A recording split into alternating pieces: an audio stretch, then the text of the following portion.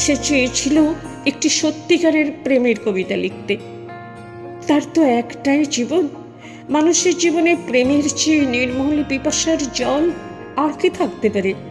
সে আরো অনুভব করত প্রেম এই কবিতার প্রাণ, তার শব্দ, তার ধ্বনি, তার মন্ত্র। কিন্তু তবু তার কবিতা, একটার পর একটা তার নিজের লেখা কবিতা, কি প্রেম, কি জল, এমনকি পায়ের নিচের শক্ত মাটি পর্যন্ত খুঁজে পেল না।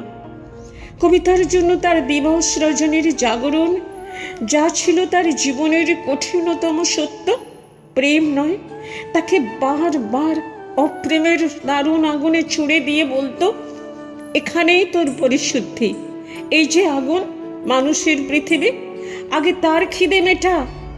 তোর সমস্ত কবিতা, তোদের সমস্ত কবিতা সে তার ক্ষুধার্ত জীব দিয়ে চেটে খাবে। তুই মূর্খ, জীবনের পাঠ এখান থেকেই শুরু কর। দেখতে দেখতে তার কৈশোর গেল, যৌবন গেল। এখন তার মাথার সব চুল সাদা, হাতের 5 আঙুলে মাঘের শীত। মাঝে মধ্যেই রাত দুপুরে ঘুমোতে না পারার যন্ত্রণায় সে চিৎকার করে উঠত, আমি একটি প্রেমের কবিতা লিখতে চাই, মাত্র একটি প্রেমের কবিতা। আর তখনই শোনা যেত তার মাথার ভিতর, তার বুকের মধ্যে সেই কঠিন তিরস্কার, বুড়ো হয়ে গেলি, এখনো স্বপ্ন দেখছিস? দেখ, ভালো করে দেখ, তোর চারিদিকে এখন হলুদ হেমন্তের পৃথিবী, কিন্তু তারপর কি দেখছিস? ধান কাটা হয়ে গেছে, চাষিরা ঘরে ফিরে যাচ্ছে, কিন্তু মাঝখানে ও কে, ওরা কারা? দেখতে দেখতে তার পাকা ধানের হলুদ পৃথিবী খুন খারাপি লাল, লাল থেকে আগুন, আবার আগুন, আগুন। তুমি আমাকে সারা জীবন ধরে পুড়িয়েছ, কিন্তু আমি তো শুদ্ধ হলাম না, শুধুই পুড়ে গেলাম।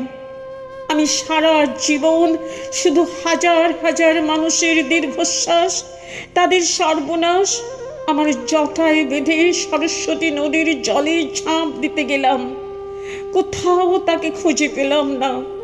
তুমি আমাকে কি জীবন শেখাও আগুন? এই কি মানুষের জীবন?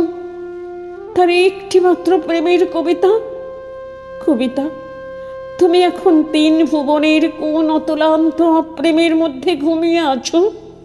ঘুমাও, তুমি ঘুমাও, আর আমি জেগে থাকি আর এক আরম্ভের জন্য, মৃত্যুর মুখোমুখি আমি জেগে থাকি।